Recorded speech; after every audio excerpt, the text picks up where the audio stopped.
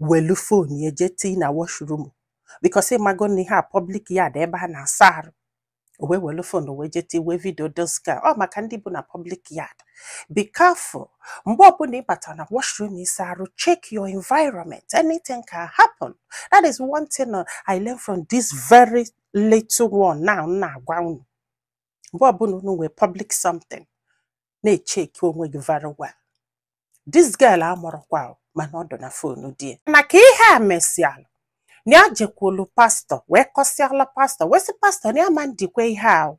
Ịghọtago nya mgbe nwa afọ agwala ya na die mụrụ nwa afọ.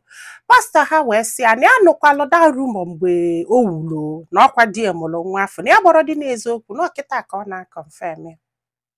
Ya wee gwa ndị be ha sị na o kwesịrị ịma na mmadụ nwaanyị ka die bụ.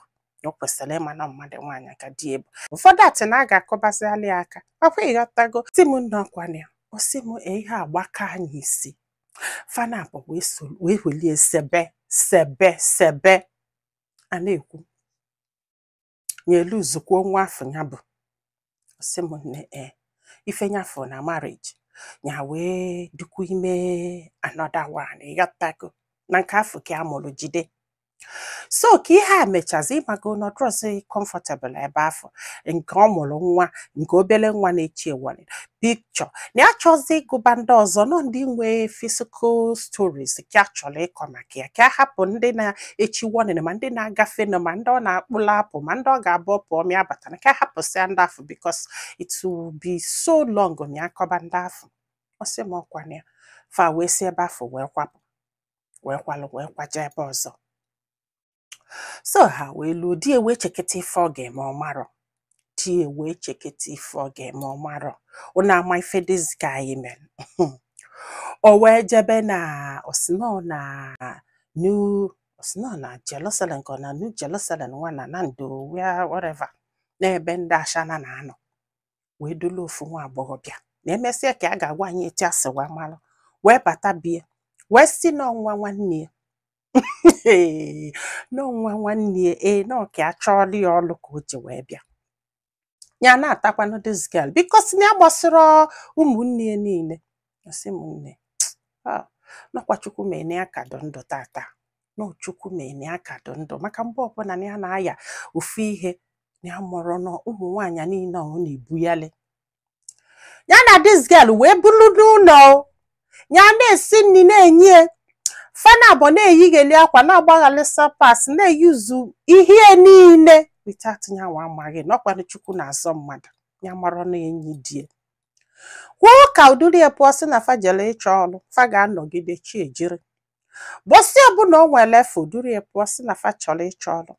Die pụtụtụtụ ojebe ọrụ dị gel kwadochi ojebe na shop die. Mgbe ụfọdụ onye apụọ fa na-ababata n'ụlọ na-esi Igbo nke na o nwere ka asị wee malụ.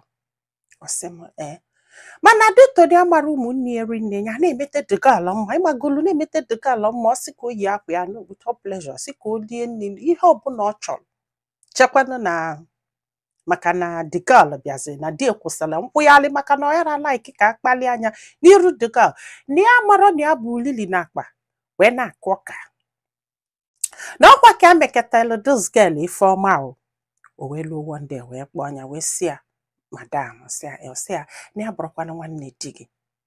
Ya bro nwanne di gị. In fact, ndị bụ ka ezigbo mmadụ. Wee sị ya na nna ebe di ebialụ n'ụlọ Ashana wee bịa dulie. Na nwere ka ya si wee bụrụ nwanne. Kama na ife o megolie na obi ekwe ezie. Hey! Nya wee tie ntatie nke na amụrụ ka ihe nke dị adị. Na amụrụ ka ihe nke dị adị. Ọ sị m na ya anụgodu na ntị. Ya wee bido wee sị the girl, thank you na ịgwa m mana ị ga-apụnụ. The girl agbagachikwe o si ọmakazini agwala ya. Di wee batanya wee jụbịa. O bulu anya n'aka na o kwuru okwu. Nya kwari nwere ife okwu. Nya kwasị anya ngwado the girl na bazi anụ di ajụkwa na ọma nna. Hey, ọ sị m ihe a na-afịọ. Ihe a wee na-afịọcha katanya wee kwụrụ ọtọ wee si die na ọ ga-aralụ nwanya bụ n'afọ maka mgbafọ na ya dị ime plus ofu nwanya mụgoro amụ na ọ ga-aralụ nwa afọ na nyanwa na nke ya bụ n'afọ over the girl na ọ ga-arụfu na ọ bụ na ọ ralụ the girl ka edula ụmụ ya naba o ọ bụkwa nna ọfama ka ọ yara anya gwa the girl ka ọ pụọ di ya ekwuru okwu ya arala ofu onye di ya ekwuru okwu jụ na the girl ama mpụ mana ọ sịra na ya aralụ the girl ọ bịa sịra na ya aralụ nyanwa na ọ na-ekwugo na the girl ama mpụ so onye wee kwakọsịa bulu akpa ya ka ya na nọkata ofu che wee sịa kedu ife ị na-agbapụlụ be di gị maka nwaanyị makwala ife nwaanyị di gị ji edute dobe ka ịchụbịa ọ bụzalụ na di gị jụzịa na anụbasịa ọsị ma ọkwa ya na-ekwasị ọbụna ndụ ya na-ebi adịrị ya ma ya na abịa nne ya ọsị m ya wee bulu akpa wee dọba wee sie ọkụ sote soludizkal fana abụọ gidigidi dịkal wee buzielu ngwongwo ya wee pụọ ịmagonu a na-emenụ ma mkpọtụ ndị mmadụ na-anọ n'ife na-eme na ịghọtagonu maka na ya dozi out ihe ga-apụta na ọkọpụta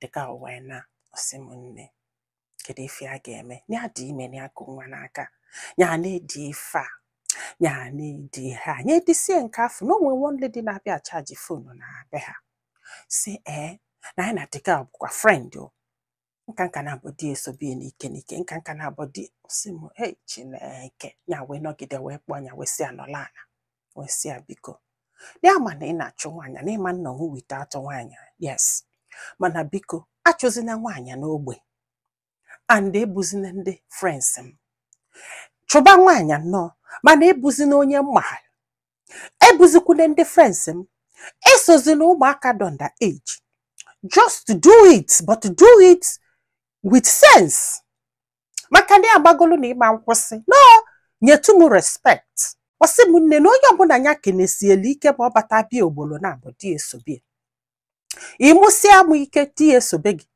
nya ifele na-eme na o mekwulie na ịnwụrụzikwu friends because na ya na onye ọbụla abata na di esie ya na onye afọ ga-ese isada na fakụlụ ọkpọ na famili ofu ihe ya wee sị mba wee jiri nna aka anyị ezikwa onye license si ya ngwa maybe ihe dị ụta just respect me a little no mmadụ ka mbụ ịka asịkwa ọsị m nne ịka asịkwa ọsị m na ya na-eke isi ghọtago na shop ebe a na-eke isi na o nwee ụmụ ọlụ ya nọchanụ na-amụ etu esi eke isi ọsị m ọkwa ya ọsị m nne na ife a na-agwa m ihe a na mfudie na o nwesịrị innocent face na ụlọ ụka ebe fa na-eje na o so na the minister na o so na ndị isi oche ịghọtago emere akụrụ aka n'ụlọ ụka die nọdịa egbogo die nọdịa egbede na pipụl na-afụta di asụ onye gwela onwe nye Chineke ọsị bụ nọ nke a kasị njọ na o nwere ihe ikwuru onye amara arụrụ nso ga-ebelieve because of etu o si do